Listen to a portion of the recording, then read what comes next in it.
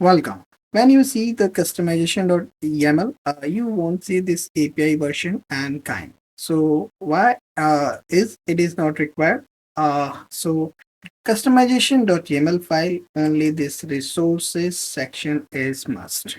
Rest of the things are optional in the customization.yaml file. So if this API version and kind, if you won't return, then also it's okay.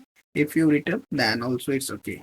And that transformation is only for the whatever things and changes we need to do. But only if the resource section is also mentioned, you can still apply the deployment.yaml, but it would point through customize and then it will deploy. So changes are not there. So exact whatever the default file is there, it is deployed.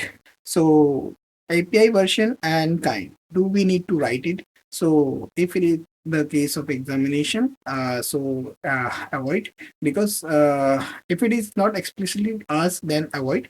Otherwise you may get some typo, means if you introduce any typing error, then it would not be good for you.